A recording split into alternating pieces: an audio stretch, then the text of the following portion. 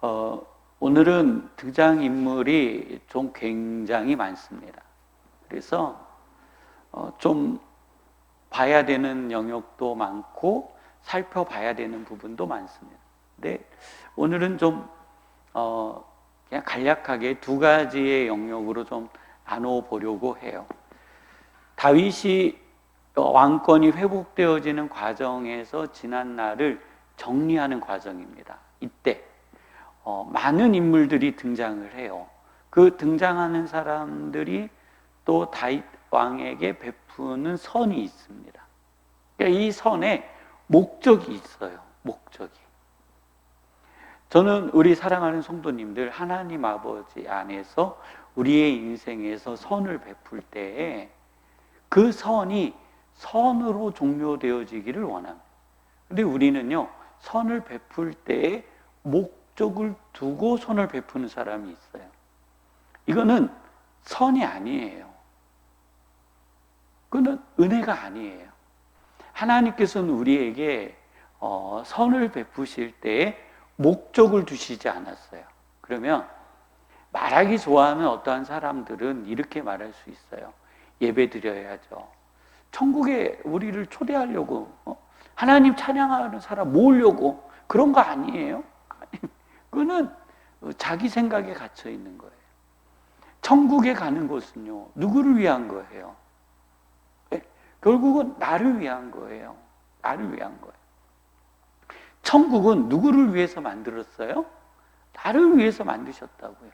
아니, 하나님께서 무슨 영광 받으실 자리가 부족하고 사람으로부터 찬양을 받으셔야만 되시는 분이 아니시잖아요. 하나님은 하늘에 있는 천사와 그 존재들로 하여금도 하나님의 영광을 충분히 받으시는 분이에요. 근데 하나님께서 친히 창조하신 그 존재를 하나님이 아끼시고 사랑하시고 보호하시고 그들을 천국으로 초대하시기 위해서 천국이라는 자리를 하나님은 만들어 주셨다고요. 이 천국은 하나님을 위한 게 아니에요. 우리를 위한 거라고. 그 천국으로 우리를 초대하시기 위해서 예수 그리스도의 십자가의 은혜가 필요했던 거예요. 이것들을 계획하셨고 이 일을 이루셨어요. 이제 우리는요, 그 자리에 동참만 하면 되는 거예요. 우리는 하나님의 그 사랑을 은혜라고 그래요. 왜냐하면 갚을 길이 없기 때문에 은혜라고 그러는 거예요. 또 우리는 하나님 아버지 앞에 우리를 구원해 달라고 요청한 적이 없어요. 요청한 적이 없어요. 하나님은요, 우리의 요청 전에 이미 그것을 베풀어 놓으신 거예요. 그래서 은혜예요, 은혜. 하나님께서는 우리에게, 주의 백성이 된 우리에게 너희는 은혜를 세상에 베풀라 하시는 거예요. 은혜를. 선한 사마리아인의 비유예요. 이거는 실제로 일어난 이야기가 아니에요. 예수님의 비유예요. 비유로 하신 말씀은 은혜를 뭐 하라고요? 베풀라라는 거예요. 강도 맞은 사람이 그 은혜를 베푼 사람에게 갚을 길이 없는 거예요. 그래서 우리는요, 세상에 나와 함께한 사람들에게 무엇을 베풀라고요? 은혜를 베풀라는 거예요. 그 값을 찾으려고 하지 말라는 거예요. 근데 우리는요, 은혜를 베풀고 나서 자꾸 찾으려고 해요. 나도 모르게 자꾸 요구해요. 무엇인가를 받아야 된다고 생각해요. 그래서 우리는 속상해요. 그래서 제가 표현하는 것처럼, 야, 내가 베풀었더니 등에 칼 꽂았어. 내가 칼 맞았어.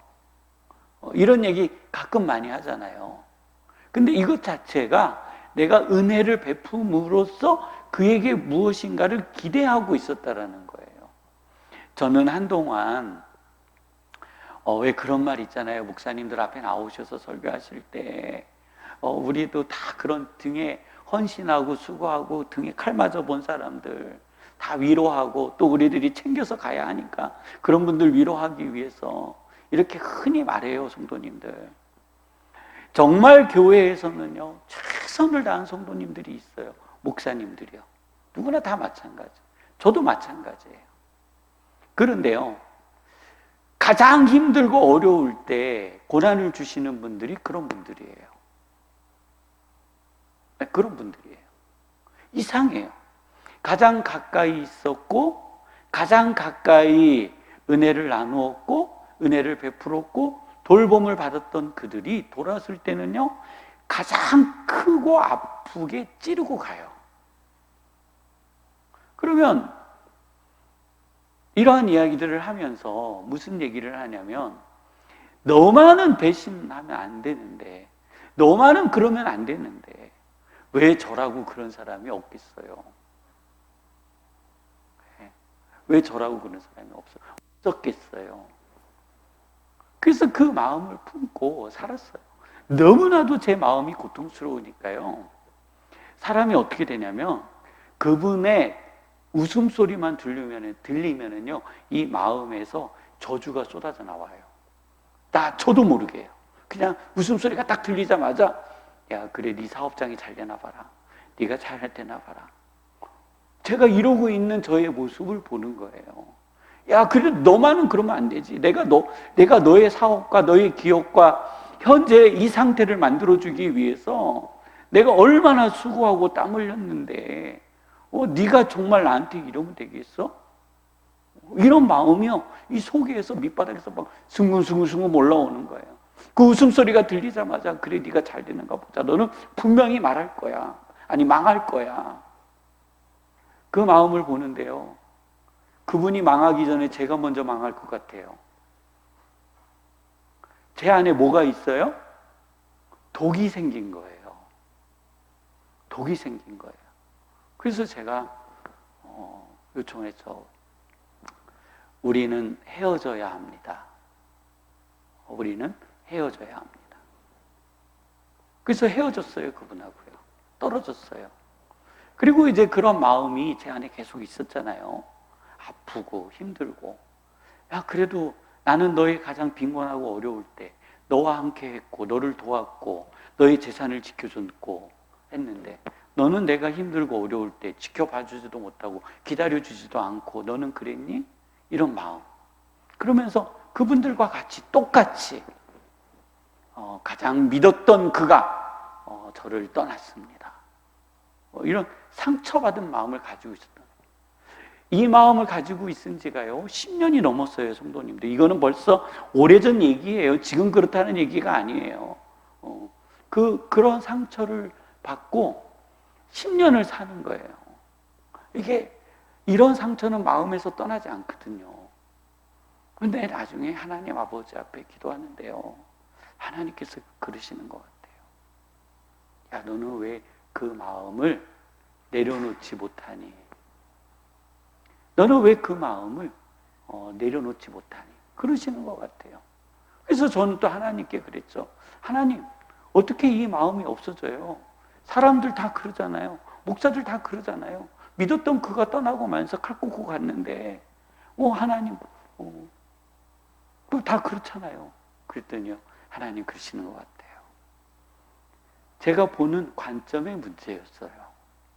야, 너, 그는 누구야? 성도죠. 성도는요, 목사에게 있어서 돌봄의 대상이에요. 그런데 돌봄의 대상을 보상의 대상으로 바라본 거예요. 무슨 대상으로 봤다고요? 보상의 대상. 내가 너에게 선을 베풀었으니까 너는 적어도 나한테 이렇게 하면 안 돼라는 보상의 대상으로 본 거예요. 목사는요, 절대로요, 성도님들을 바라볼 때 보상의 대상으로 바라보면 안 돼요. 내가 당신에게 이렇게 했으니 너는 나에게 이렇게 해줘야지. 이거요, 말도 안 되는 얘기더라고요. 혹시 어떤 분이 설교할 때 이런 설교하면은, 아, 저분은 아직 낮은 단계에 있구나, 이렇게 생각하시면 돼요. 그 단계를 못 벗어났구나. 성도는 보상의 대상이 아니에요. 돌봄의 대상이에요. 돌봄을 받으신 그분이 자신의 삶에 대하여 무엇을 선택하든 그 권한은 저한테 없어요. 그것은 그분의 고유적 결정이에요. 근데 거기에 대해서 제가 상처를 받고 넘어지고 아프고 그리고 고통을 받았다라는 것은 이미 저 자신이 그 성도를 성도로 보지 않은 거예요. 거래적 대상으로 본 거예요. 하나님께서는요, 주의 말씀을 통해서 이것을 우리에게 그렇게 하지 말라 하시는 거예요. 그렇게 하지 마라. 그렇게 해서 너에게 좋을 것이 없다. 왜 너는 너의 마음을 그렇게 가지고 가니? 하고 말씀하시는 거예요. 그래서 우리들이 그리스도 안에서 선을 베풀다가 성도님들 내가 상처를 받잖아요. 그러면은요, 차라리 내 마음, 나의 신앙을 위해서 한번 저를 따라 해볼게요. 스톱해 보겠습니다. 네, 멈춰보는 거예요. 강제로 주지 마세요.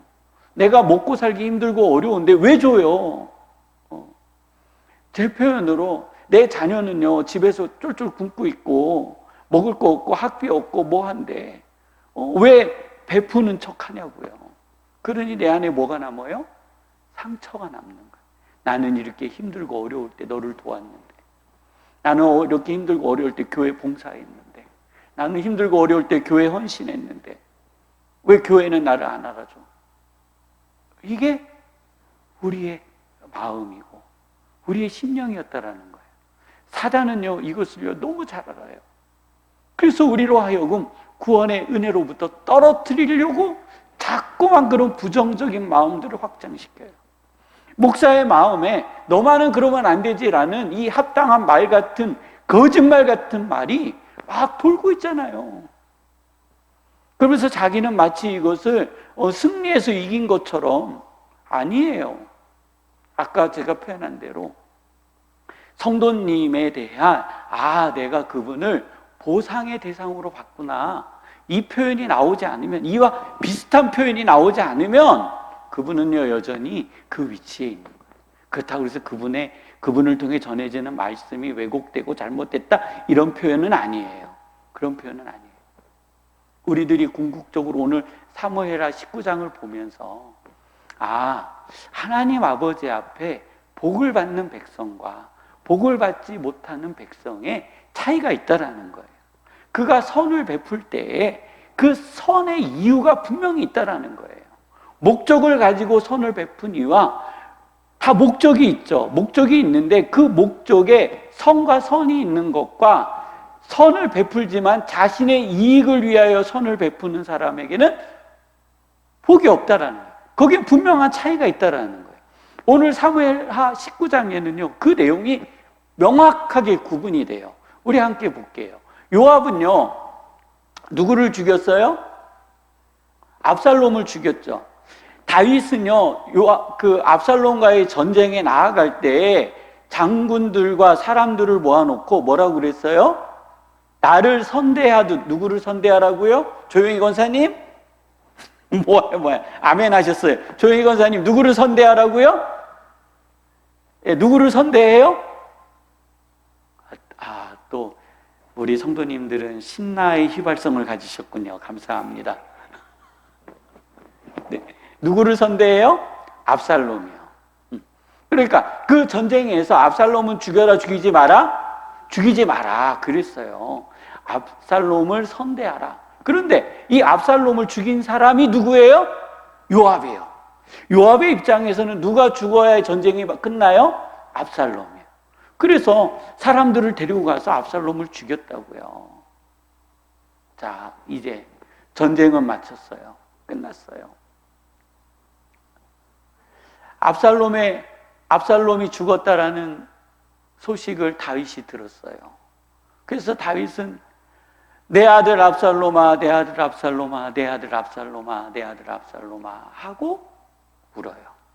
제가 지난주에 그 말씀 드렸잖아요. 부모님이 소천하신 장례식장, 배우자가 소천하신 장례식장에서 유가족들은 식사를 아주 잘 드세요. 식사를 먹는 것 때문에 죄인이 되지 않아요. 그렇지만 자녀가 앞선 장례식장에 가면은요, 부모님들은요 음식을 먹지도 못할 뿐만 아니라 강제로 음식을 먹으면서 야, 너 배고프다고 네 입으로 음식이 넘어가니? 음식 먹는 것조차 죄스러워해요. 이게 부모의 마음이에요. 내 아들이 무슨 사고를 쳤건 안 쳤건 잘 살기를 바라는 마음이지, 가서 꼴까닥 죽어버리라고 하는 마음을 가진 부모는요, 한 명도 없어요. 잘 돌아와서 회개하고 잘 살았으면 좋겠다 하는 게 부모의 마음. 다윗도 그 마음이잖아요. 물론 안 그런 부모도 있어요. 다 획일적이진 않아요. 근데 다윗은 그랬어요. 나를 쫓아내고 몹쓸 짓을 해도 그래도 그 아들의 생명만은 살았으면 좋겠다. 이게 아버지의 모습이에요. 내 아들 압살롬아, 내 아들 압살롬아. 울기 시작했어요. 모든 사람들이 다윗의 울음소리를 듣게 됐어요. 가슴 아프게 됐어요. 그런데 다윗의 군사들은 다르다고 그랬잖아요. 그건 아버지의 마음이에요. 군인들은요, 이날이 무슨 날이에요? 승리의 날이에요. 기쁜 날이라고요. 그런데 이 승리가 백성에게조차 슬픔이 돼버렸어요. 누가 죽었기 때문에? 압살롬이 죽었기 때문에. 기쁘고 즐겁고 잔치 벌여야 되는데 이날은 무슨 날이 돼버렸다고요? 장례식장이 돼버렸어요. 그래서 이 전쟁의 승리 자체가 부끄러움이 되어 도망함같이 가만히 성읍으로 들어갔어요. 승리의 노래도 못 불러요. 그냥 가만히 있는 거예요. 아이고, 압살롬 죽었네, 압살롬 죽었네. 나는 지금 누구를 도왔어요? 압살롬 도왔어요? 다윗 도왔어요? 다윗을 도왔잖아요. 아싸, 기쁘고 신나야 되는데 압살롬 돌아가셨네, 압살롬 돌아가셨네. 승리의 날이 장례식장이 됐다. 여론이 갑자기 안 좋아지기 시작한 거예요. 그때 요압이 이 상황을 막아야 되는 거예요. 뭔가 지금 사회적 분위기가 안 좋은 거예요. 이스라엘을 향한 이 전쟁은 승리로 끝났지만 백성들은 흩어지기 시작했어요. 이 상황을 막아야 돼요. 나서야 돼요. 누가 나섰어요? 요압이 나섰어요. 그래서 요압이 왕에게 가요. 왕이여, 왕을 위하여 생명과 왕의 자녀와 그다음에 첩적과 비번들의 생명을 구원한 모든 부하들의 얼굴을 부끄럽게 하시니. 자, 이 말은 맞아요, 틀려요? 자, 근데 압살롬을 죽인 놈은 누구예요? 네, 다윗이 이것을 알까요, 모를까요? 예, 알겠죠. 다시요. 이것을 알까요, 모를까요? 네, 조영희 권사님, 알까요, 모를까요? 아직 답변 안 하셨어요, 앞에 거. 네, 알까요, 모를까요? 알 거예요. 나중에 이제 나와요, 이 뒤에. 요압은요, 압살롬을 죽인 이유를 왕을 위해서 죽였다라고 했겠죠. 근데 궁극적으로 누구를 위해서 죽였을까요? 네, 자기 자신.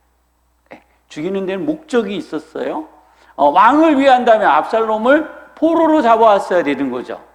포로로 잡기에 충분했기 때문에, 그의 머리가 상수리 나무에 걸려 있었기 때문에 끌어내려 포로로 잡아왔으면 됐는데 나무에 걸린 상태에서 그 자리에서 죽였다고요.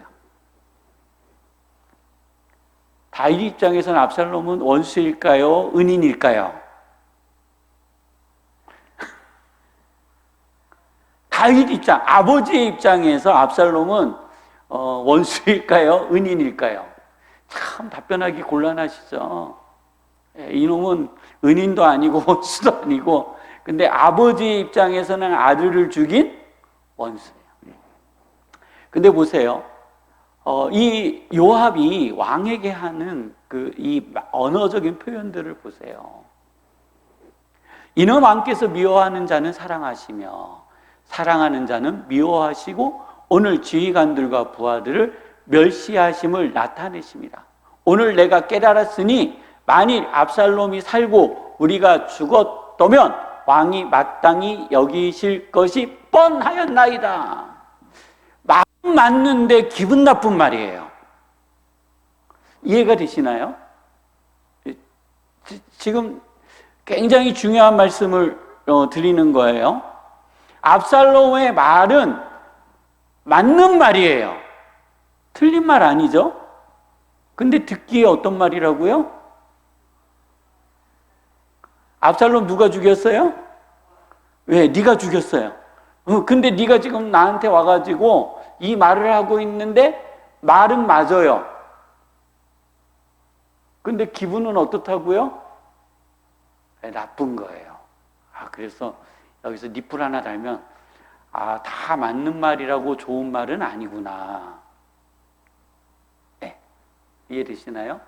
다 맞는 말인데 상대가 듣기에는 좋은 말이 아닐 수도 있다고요. 여기는 의도가 있어요. 의도가 있기 때문에 이 말이 강하고 그리고 다윗이 듣기에 굉장히 기분 나쁜 거예요. 한번 볼게요. 다윗에게 요청한 거예요. 이제 요압이 이 문제를 해결해야 되잖아요. 그러니까 요청한 거예요. 왕이여 이제 일어나 부하들의 마음을 위로하여 말씀하옵소서. 여호와를 두고 맹세하옵나니 왕이 만일 나가지 아니하시면 오늘 밤에 한 사람도 왕과 함께 머물지 아니할지라. 이거 협박이에요, 아니에요? 이해하시죠? 그게 맞는 말인데 뭐가 나쁘다고요? 네. 맞는 말인데 나한테 뭐 하고 있어요? 지금 부하가 명령하고 있어요. 권력이 지금 누구에게 가 있어요? 요압에게 가 있는 거예요. 다윗 왕 위에 누가 올라가 있어요? 요압이 올라가 있어요. 이게 우리의 함정이라고요. 성도님들, 이러한 일이 우리 기업 가운데, 직장 가운데 많이 벌어져요. 창립 멤버라고 하잖아요. 회사 창립 멤버. 그래서 이제 사장님이 있고, 밑에 이제 부사장님이 있고, 또 회장님이 있고, 부회장님이 있고, 그 밑에 또 직원들이 있잖아요. 그러면 이제 바로 회장님 밑에 부사장님이라든가 사장, 이런 분들은 또 창립 멤버일 가능성이 높아요. 그래서 어려운 일을 같이 해왔어요. 그러다 보면 아랫사람이 위에 사람의 권한을 넘어갈 때가 있어요. 자, 생명줄은 누가 쥐고 있어요? 네, 회장님이 쥐고 있죠. 근데 이거를 넘어간 거예요, 자기가. 지금 요압이 뭐 하고 있어요? 자신의 위치를 지금 계속 넘고 있어요. 넘고 있어요. 자기가 정말 전쟁터에서 함께한 사람이라면 압살롬을 죽이면 안 됐죠. 네가 내 마음을 안다면 이렇게 명령하면 돼요? 안 돼요? 안 되는 거예요. 그래서 또 협박해요. 왕이 젊었을 때서부터 지금까지 당하신 모든 화보다 더욱 심하리이다. 이 다윗이 이제 많이 성숙한 거예요. 그 자리에서 막 들이받지 않았으니까요. 근데 들이받는 사건이 뒤에서 나오기는 해요. 왕이 일어나 성문에 나아가 앉음에 모든 백성이 왕 앞으로 나왔어요. 그리고 이제 이스라엘, 그러니까 여기에 이스라엘은 이미 각기 장막으로 도망갔더라. 이 사람들은 압살롬과 함께 했던 그들은 이미 도망가고 없는 거예요. 누가 죽었기 때문에요? 꽃미남이 죽었기 때문에. 제가 압살롬은 꽃미남이라고 그랬어요. 이스라엘 지파의 요청이에요. 자, 이때 이제 이스라엘 지파가 다 모여가지고, 야, 전쟁도 끝났고 했는데, 우리의 원수도 다 무찔렀고, 다윗 왕은 우리의 원수의 손에서 우리를 구원하셨고, 우리를 블레셋 손에서 구원하셨으나, 압살롬과의 전쟁에서 승리했는데, 왜 왕을 모셔오지 않느냐라고 말을 했어요. 여기에는 한번 따라해 볼게요. 의도가 있습니다. 네, 아까 제가 표현했잖아요. 여기 오늘은 등장하는 인물들이 많고 사람들이 많아서 사건과 사건을 놓고 의도가 많다고 그랬어요. 이 부분을 저희들이 잘 살펴보는 거예요. 압살롬은 싸움에서 중호권을 이제 너희가 어찌하여 왕을 도로 모셔올 일에 잠잠하고 있느냐. 아니, 그럼 한번 저 따라 해볼까요? 자기들이 가면 되지. 뭐만 하고 있어요? 아, 그렇죠. 말만 하고 있어요. 자, 우리 여기도 한번 이스라엘 장로들에게 한번 해볼게요. 저들이 먼저 가면 되지. 해볼게요. 자기들이 먼저 가면 되지. 근데 가고 있어요? 안 가고 있어요? 뭐만 하고 있어요? 네, 이거 꼭 기억해 놓으세요. 이것이 제일 마지막에 한 지점에서 만나요. 유다의 장로들에게, 그러니까 이제 다윗은 유다 족속이잖아요. 그래서 그 형제들에게, 유다 족속에게 사람을 보내요. 사독과 아비아달 두 대제사장이 소식을 전해서, 야, 이스라엘의 장로들이 모여서 이제 나를 왕궁으로 모시자라는 여론이 있지 아니하냐. 근데 너희는 어찌하여 나를 왕궁으로 모시지 않느냐. 너희들이 도모하여 나를 모셔야 되지 않겠냐, 데려가야 되지 않겠냐. 너희는 나의 고륙이다, 나의 형제다, 같은 지파가 아니냐. 그러니까 전쟁에는 이겼는데요, 이게 지금 다윗 왕을 왕궁으로 모셔가야 되는 거예요. 갈 수도 있죠. 근데 모셔가야 되는 이유는 뭘까요? 왜 다윗은 이것을 요청해요? 여기 지혜가 있어요, 성도님들. 우리가요, 자리가 비었다고요, 얼른 앉으면 안 돼요. 예수님께서도 그러시잖아요. 잔치자리가 있는데 상석에 먼저 앉지 말라고요. 왜요? 나보다 높은 사람이 오면 쫓겨나면 창피하니까 차라리 말석에 앉았다가 주인이 불러서 나를 상석에 앉히는 게 중요하다는 거예요. 지금 그 얘기하고 있는 거예요.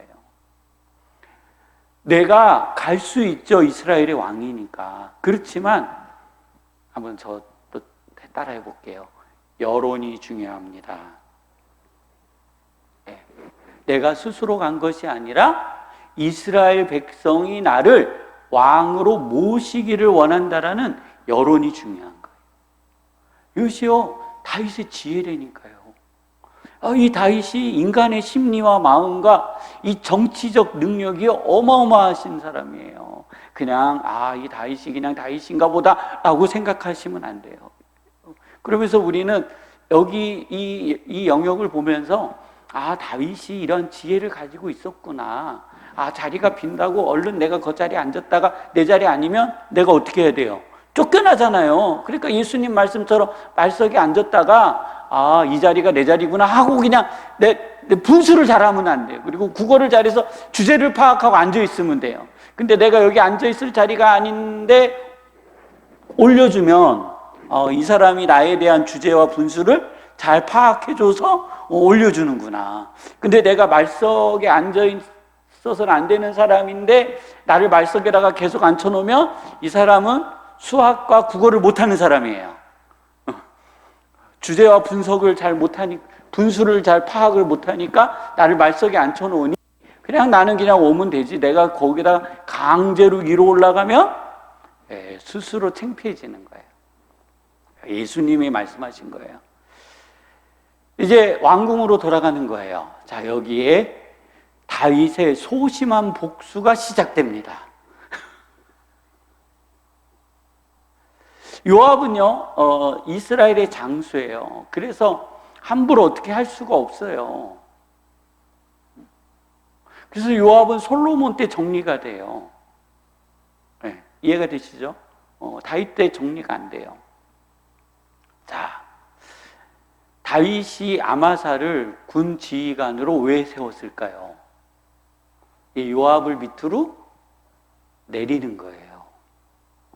자, 아마사에게 이르기를 너는 내 고륙이 아니냐, 내가 요압에 이어서 항상 내 앞에 지휘관이 되라라는 거예요. 내가 지휘관이 되지 아니하면 하나님이 내게 벌 위에 벌을 내리시기를 원하노라 라고 했다라는 것은 지금 아마사를 누구 위에 올려놨어요? 요압 위에 올려놨다. 이 사건도 신라의 휘발성을 가지고 있지만 이렇게 표시해 주세요. 머릿속에다가 이 사건이 후에 어떠한 영향을 미치는지 한번 이렇게 살펴볼게요. 다윗을 왕으로 맞이한 사람은 누구인가요? 글쎄요. 이제 중요한 인물들이 나와요. 유다 사람들이에요. 유다 사람들이 마음을 같이 하여 그리고 다윗을 왕으로 모시고 요단강을 건너기 위해서 준비하기 시작했어요.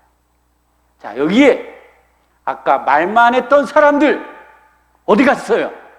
예, 그렇잖아요. 한번 해볼까요? 말만 하지 말고 행동합시다. 예. 자, 말만 하고 있는 사람들은 지금 뒤에서 이렇게 뒷짐지고 딱 있어요. 너희들 무슨 짓 하니? 하고 이러고 있는 거예요. 여기에도 다 이유가 있어요. 여기에도요. 우리는 그냥 이 본문을 쭉 읽어 내려가면 그냥 정신없이 통독하고 정신없이 읽잖아요. 그러니까 이러한 내용과 흐름을 보지 못해요.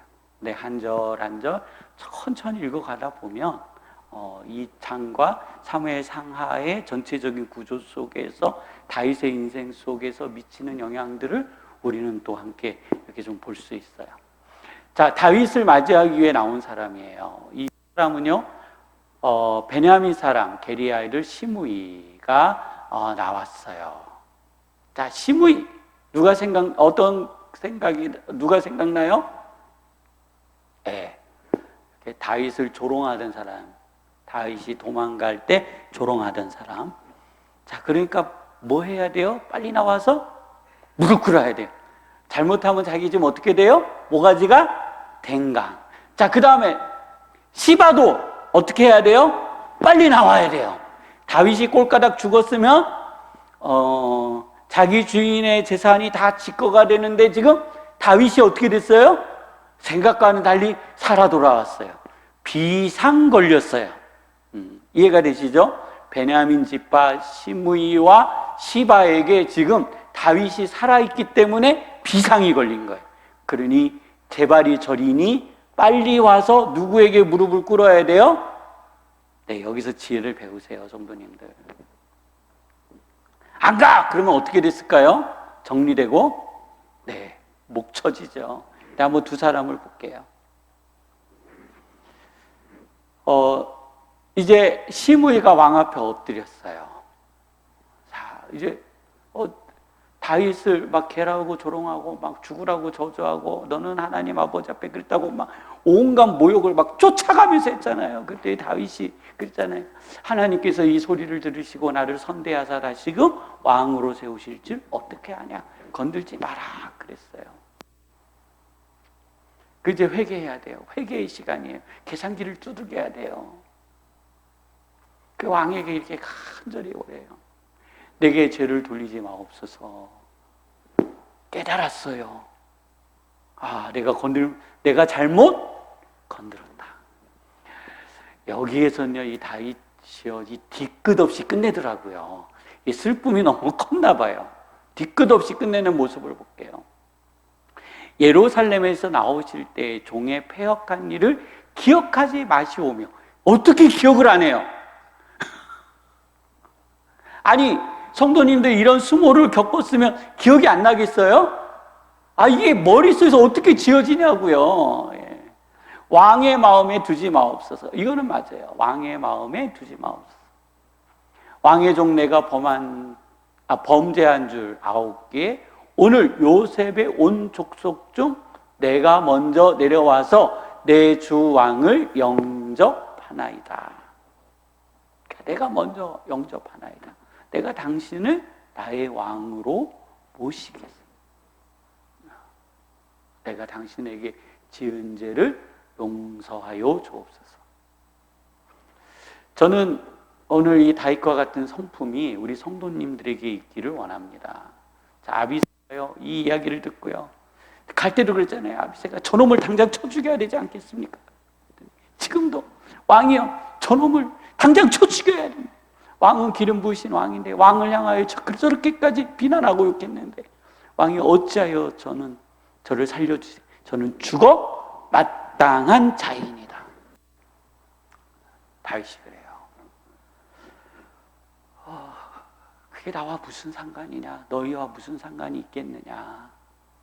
너무 많은 사람이 죽었고 슬픈 날이다. 그래서 23절에 이렇게 이야기하죠. 왕이 시므에게 이르되 내가 죽지 아니하리라. 살려준다고요? 죽인다고요? 살려준다. 성도님들, 가장 무거운 빚이에요. 마음의 빚이에요. 그 말로 천냥빚을 갚는다고 그러잖아요. 그게 무슨 말인지 아세요?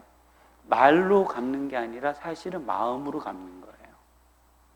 내 말이 상대방의 마음에 감동을 줄 때 빚이 갚아지는 거예요. 우리는요, 천냥빚만 갚아줘요? 아니에요. 우리의 영혼을 구원하시잖아요. 그런데요, 뭘로 구원받아요, 성도님들?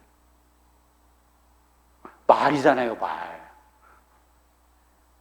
우리가 구원받는 거는 말이잖아요, 말. 제 말 틀려요? 이 말 때문에 저 천국 가는 거잖아요. 이 말 속에 우리의 마음의 회개가 있으니 주여 나의 죄가 심히 크오니 용서하여 주옵소서라는 이 기도가 나의 심령 저 깊은 곳에서 쭉 올라와서 말로 나오는 거잖아요. 우리는요, 이 회개의 말 한마디만 하면 천국이 그냥 내 거가 되는 거예요.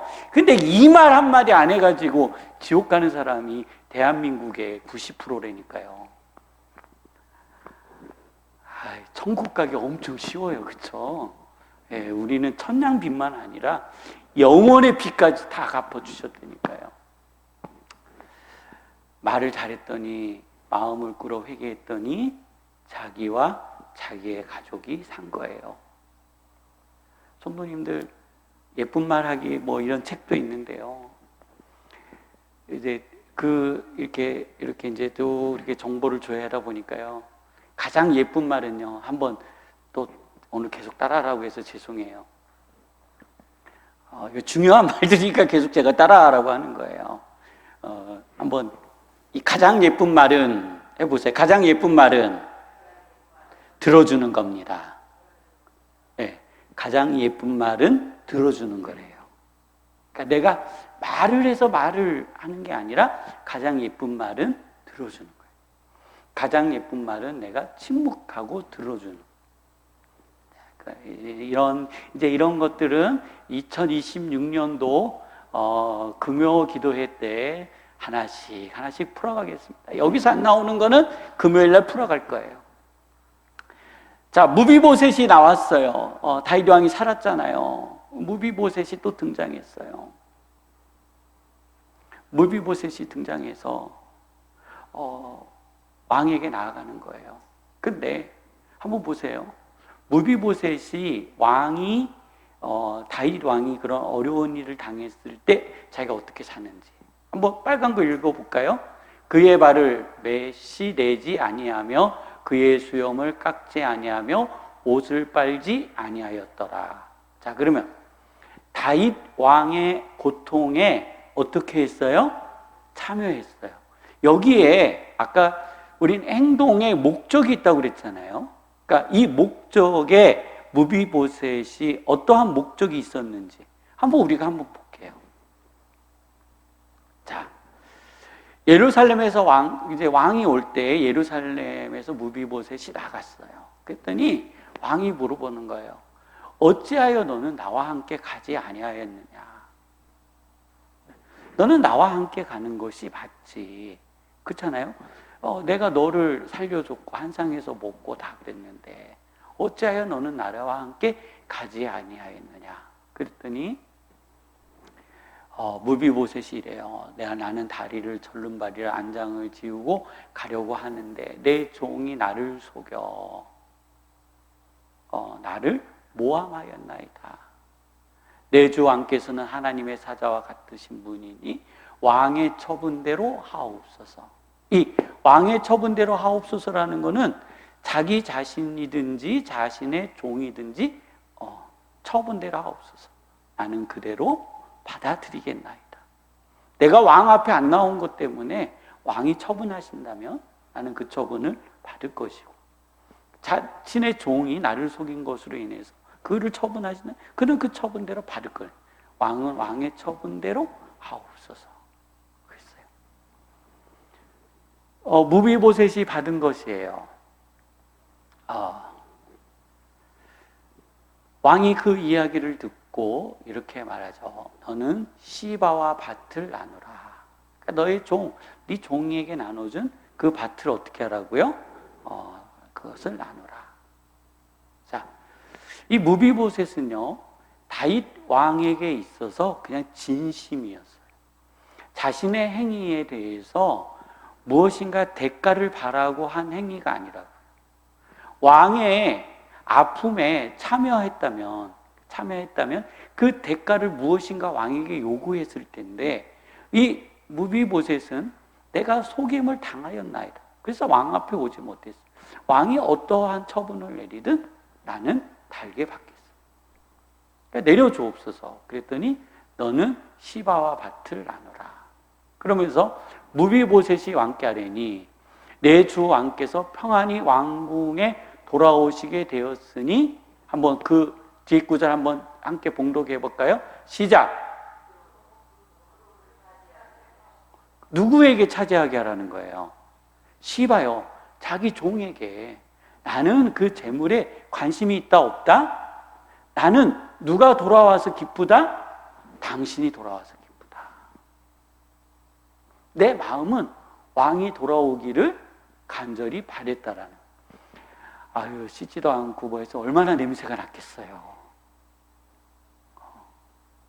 그 모습으로 왕에게 달려온 거예요. 저는 이 무비보셋과 같은 사람들이 우리 중앙교회 가득 넘쳐나기를 원합니다.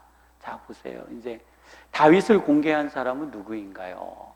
길르앗 사람 바르실레라는 사람이 처음에 다윗이 도망할 때부터 이 바르실레가 다윗을 공개했어요. 이는 큰 부자라고 그랬어요. 그렇죠? 32절에 큰 부자. 그의 나이는 80세예요. 마하나임에 머물렀다가 그가 왕을 공개하였어요. 계속 먹을 것을 대주고 공개했다고요. 돌아오는 길에 또 왕을 공개했어요. 여기에 목적이 있었을까요? 없었을까요? 없어요. 바르실레라는 사람은 목적이 없어요. 우리는요, 이 왕이 되었을 때, 그러니까 이 왕이 도망갈 때 가장 어려울 때 공개했잖아요. 우리의 진짜 친구는 언제 한다고요? 네, 고난을 당할 때. 이 사람이 나의 벗이냐 아니냐 하는 거. 내가 어려움을 당할 때에, 내가 가장 큰 고난을 당했을 때. 그 다음에 성도님들, 우리는 사람을 평가할 때 첫 이미지를 보고 평가를 하거든요. 근데 첫 이미지는요, 누구나 다 잘해 보려고 해요. 그렇잖아요. 잘해 보려고 하잖아요. 그래서 첫인상이 좋으면 다 좋은 줄 알아요. 근데 그렇지 않아요. 그 사람에 대한 평가는 제일 마지막에 해야 되는 거예요. 그래서 성도님들이 처음 만나고 이 사람 좋다 나쁘다 이야기하지 말라는 거예요.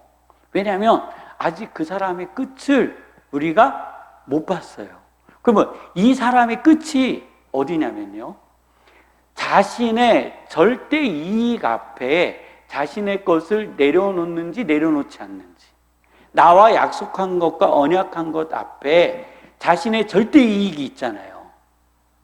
그 이익 앞에 나를 위하여 이것을 내려놓는지 내려놓지 않는지, 아니면 그가 하는 말 가운데 자신의 절대 이익 앞에 약속한 것을 지키는지 지키지 않는지, 이것이 이 사람을 평가하는 거예요. 그 사람이 가장 밑바닥으로 내려간다는 것은 자신의 절대 이익이에요. 이것을 내려놓으면 삶이 망가지고 어려워지는 시점이에요. 그리고 자신이 가지고자 하는 것들을 놓지 않는 지점이라는 거예요. 이것을 자신이 약속했을 때 그 약속을 지키는 사람인지 아닌지, 그는 자기의 말 속에 다 나와요. 그냥 영웅담처럼 막 이야기해요. 지난 날을 이야기해요. 그래서 자신의 이익 앞에 내려놓는 사람은요, 성도님들 좋은 친구예요. 그런 분들은요, 가깝게 지내도 돼요. 그런데 그렇지 않으신 분들이 있잖아요. 자신의 이익 앞에 자신의 것을 챙기는 사람은 여전히 이 사람도 나에게 그렇게 대할 수 있어요. 그래서 관계를 끊자라는 게 아니에요. 그 사람도 하나님이 창조하셨고 그도 천국으로 인도하여 드리실 건데 목사님 무슨 그렇게 잔인한 말씀하세요? 그 지옥 가야 돼. 아니에요. 그냥 삶의 방식의 문제예요. 그럴 때는요, 또 따라해 볼게요. 두 발자국만 떨어져 동행합니다. 예. 밀착된 관계로 가다 보면은 내 인생에서 팔 떨어져 나가고 다리 떨어져 나가요. 그런데 두 발자국만 뒤로 물러나면 우리는 안전하게 거할 수 있어요. 공개했어요. 그래서 다윗 왕이 고맙잖아요. 야, 바르실레, 나와 함께 건너가자. 예루살렘에서 내가 너를 공개하리라. 내가 가장 힘들고 어렵고 고난받을 때 나를 도와줬는데 내가 너에게 가서 공개하리라 하면 저는 어떻게 할까요? 아멘! 아싸! 하고 가지 않을까요? 저만 그래요? 대통령이 불러주는데 참, 뭐 안 가겠어요? 가죠. 근데 보세요. 내 나이가 80입니다. 내 나이가 80입니다. 성도님들, 나이가 80이기 때문에 거절했다고 생각하지 마세요. 정치적 욕망과 명예의 욕망은요, 100세가 돼도 거둘 수가 없는 거예요. 내 나이 80입니다. 내게 좋고 흉한 것을 내가 어떻게 분간할 수 있으며 음식의 맛을 내가 어떻게 알 수 있겠습니까? 노래하는 사람의 여인의 소리를 내가 어떻게 알아들을 수 있겠습니까? 내 주 왕께 아직도 누를 끼치리까? 나는 왕에게 누를 끼치지 않겠습니다. 아니, 자기가 베푼 게 있잖아요. 근데 나는 왕에게 누를 끼치지 않겠습니다. 당신의 종은 왕을 모시고 요단을 건너려는 것뿐이거늘 왕께서 어찌하여 이 같은 상으로 내게 갚으려 하시나이까? 진심일까요? 거짓일까요? 진심이죠. 선을 선으로 바꾸는 거예요. 선을 악으로 바꾸지 않았어요. 사람은 선을 선으로 바꿨어요.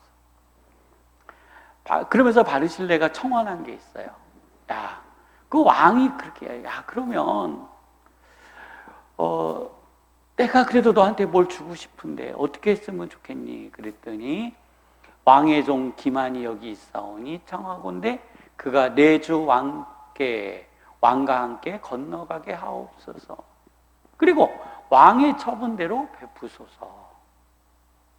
그리고 기만이라는 아들로 나오는데 이 아들에게 그것을 넘겨준 거예요. 그 왕이 이렇게 이야기하죠.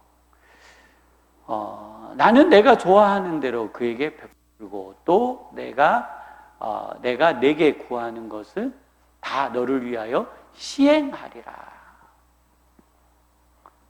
이게 이 바르실레가 받은 축복이에요.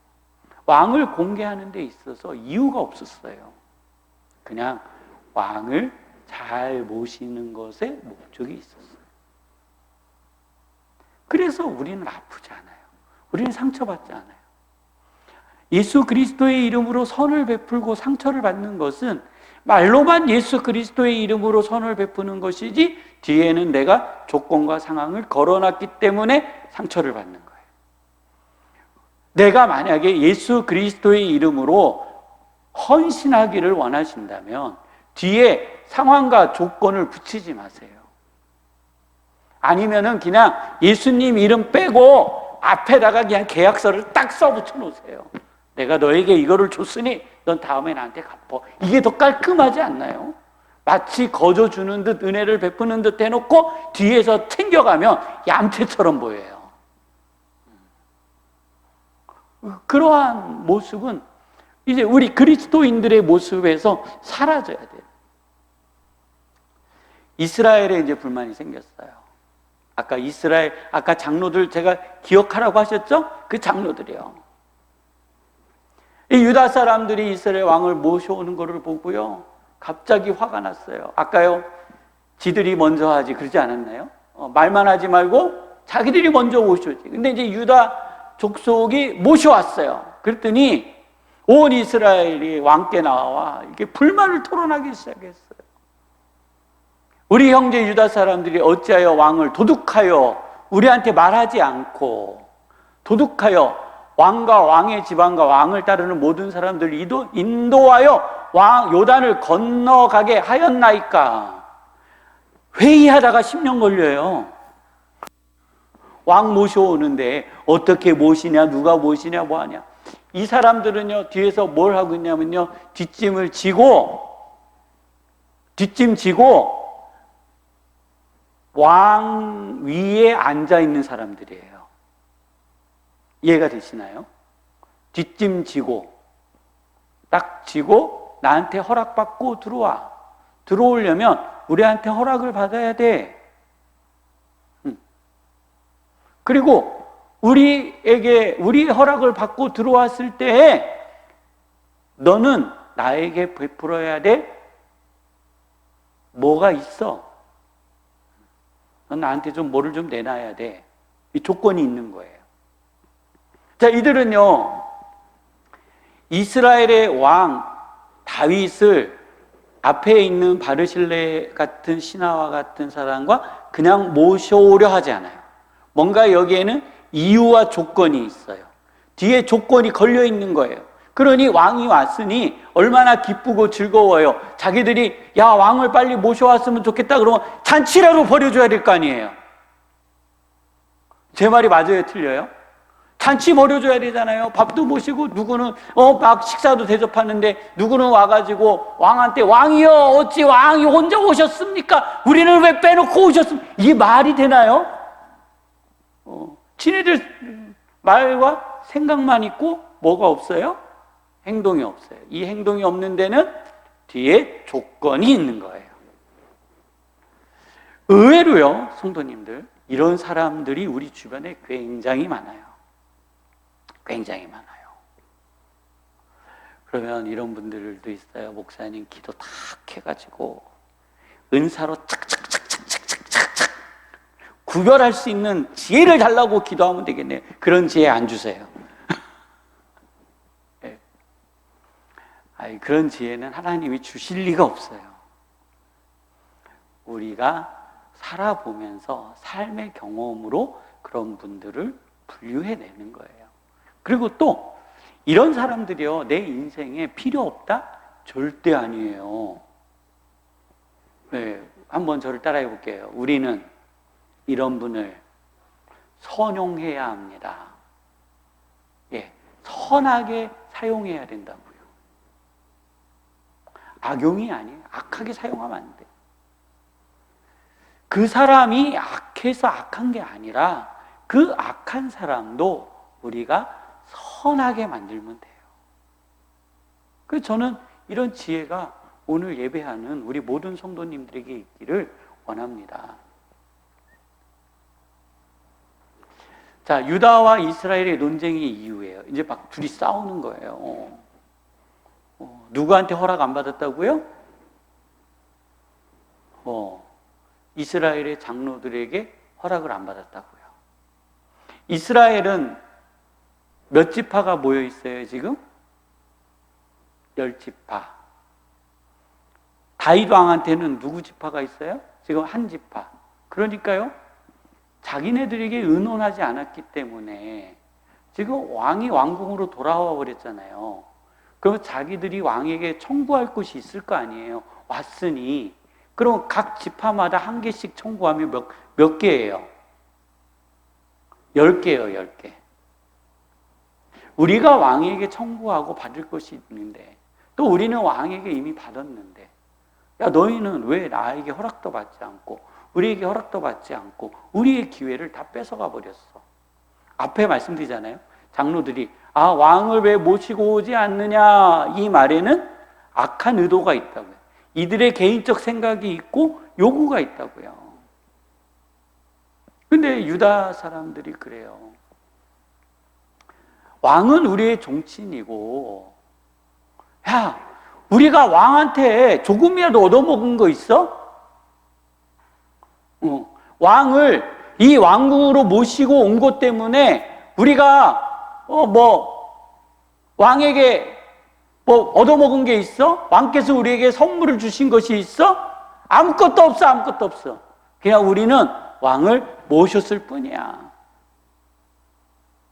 근데 이들은 달라요. 우리는 더 큰 것을, 우리는 너희보다 더 왕과 가깝고 더 많은 것을 얻을 수 있어. 그 기회를 너희가 어떻게 했다고요? 뺏었다. 속 상했을까요? 안 상했을까요? 이스라엘의 장로들이요. 속 상했죠. 왜 속상했어요? 자신들의 계획이 흐트러졌기 때문에. 왕을 모시는 데 이유가 있었고, 왕을 모셔오는 과정에는 자기들이 개입되어져야 되고, 그 개입되어지는 과정에서 왕이 왔을 때 자신들이 정치적으로 무엇인가를 요구하고 그것을 얻을 수 있는 기회를 박탈당한 거죠. 다윗이 이것을 알았을까요? 몰랐을까요? 네, 알았겠죠. 그러니 누구를 불렀어요? 유다 족속을 불러서 나를 어찌하여 데려가지 않느냐. 네, 이런 일이 벌어집니다. 오늘 사랑하는 성도님들, 하나님의 말씀 속에는요, 교훈이 아니에요. 우리는 자꾸 하나님의 말씀을 교훈처럼 생각해요. 교훈. 근데 하나님의 말씀은 교훈이 아니라 삶과 인생이에요. 오늘 우리는 어떠한 삶과 어떠한 인생을 살 것인가? 오늘 나는 어떠한 삶을 선택할 것인가? 오늘 나는 내 일하는 일자리에서, 내 사업장에서 나는 어떠한 결정을 내릴 것인가? 내가 직원에게 베푸는 선을 선으로 마칠 것인가? 아니면 그 뒤에 대가를 요구할 것인가? 그럼 내가 선으로 맞출 거라면 말할 필요도 없죠. 그렇지만 대가를 요구할 거라면은 앞에다 놓고 얘기하세요. 놓고. 그래야 내 이미지가 악해지지 않아요. 악해지지 않아요. 차라리 나는 너에게 이제 최선을 다해서 선을 베풀 거야. 근데 너 나한테 잘해야 된다. 이 말이 아예 깔끔하지 않나요? 그리고 선을 베푸는데 값을 받으세요. 근데 말 없이 선을 베풀고 말 없이 주고 그러면서 이렇게 생각하죠. 내 마음 한번 맞춰봐. 내 마음 맞춰봐. 첫 번째 틀렸네. 두 번째 틀렸네. 세 번째 이거 못 쓰겠네. 못 맞춰요. 내 마음을 어떻게 맞춰요? 차라리 뭐 하자고요? 말을 하자고요. 말을 해야 아는 거지. 내 마음을 그가 어떻게 맞추냐고요. 내 머릿속에 들어있는 내 생각을 그가 어떻게 맞추냐고요. 우리 부부 관계에서도 그러잖아요. 당신 내 마음 몰라! 그러잖아요. 그러면 이렇게 얘기해 주세요. 내가 그 마음 어떻게 알아? 한번 해보세요. 내가 그 마음 어떻게 알아? 네. 그 다음에요. 자녀들이요. 엄마 내 마음 몰라! 그러잖아요. 그러면은 알아! 그러면 다 꼬이는 거예요. 그 말에.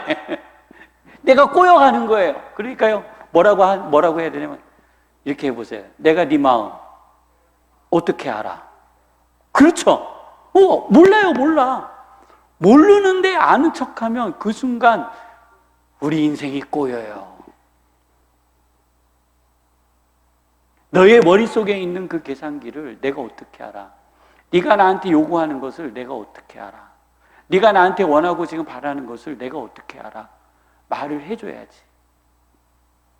네 말을 듣고 내가 받아들일 수 있는지 없는지 내가 또 노력을 해봐야지. 이게 맞는 거죠. 내가 네 마음 알아. 그러면 그 순간 다 들어줘야 되는 거예요. 미지의 세계로 들어가요. 찾을 수 없는 미지의 세계로 들어가요. 그 그 모래밭에서요, 금반지 찾기보다 더 어려워요. 요즘 금반지에는 띠딕띠딕띠딕띠딕 이 기계 갖고 가면은 찾아요. 그렇지만 우리는요, 띠딕띠딕 이거 금속 탐지기도 없어요. 뇌파 탐지기도 없어요. 도대체 저 마음속에서 무엇을 생각하는지 아무도 몰라요. 그러니 뭐라고요? 네가 말해봐. 나는 몰라. 그게 우리의 관계를 건강하게 만들어가는 거예요. 직장에서, 일터에서, 사업장에서 네가 알아서 해주겠지? 된다 안 된다? 안 된다. 그러면 사람은요, 자기 좋은 대로 생각해요. 자기 편한 대로 생각해요. 그리고 뭐라고 이야기하냐면 나는 이 직장을 위하여 얼마나 헌신했는지 몰라. 그 주인이 그 마음을 이야기하지 않았기 때문에, 그 부장님이, 그 상사가 그 마음을 이야기하지 않았기 때문에 모르는 거예요. 그래서 아내의 마음도 모르고 남편 마음도 모르는데 직장에 있는 그 사람의 마음을 어떻게 알겠어요? 말씀을 정리합니다. 우리는요, 그래요. 사람은요, 습관처럼 무엇인가를 주면 받으려는 성향이 있어요. 그렇지만 오늘 말씀을 통해서 보니 내가 선을 베풀 때에 목적이 있는 선과 목적이 없는 선을 구별해야 되겠구나. 이것을 구별하지 못하고 자꾸 주다 보니 내가 상처받고 힘들고 어렵고 그렇다라는 거예요. 그래서 이것을 잘 구별해야 되는구나. 그리고 내가 줄 때 그 선이 되려면 대가를 바라지 말고 그가 정말로 잘 되기를 바라는 마음, 그가 정말로 잘 서기를 바라는 마음. 성도님들, 사촌이 땅 사면 축하해 주기가 상당히 어려워요. 어려워요. 그렇지만 저는요, 사촌이 땅을 사도 저 10년 깊은 곳에서 나보다 10배, 20배, 100배의 땅을 사도 정말로 축하해 줄 수 있는 그 풍요의 마음이, 내 말 한마디가 그를 축복해 주는 대가 없는 그 축복이 우리 성도님들의 삶에서 넘쳐나기를 원합니다. 기도하겠습니다. 거룩하신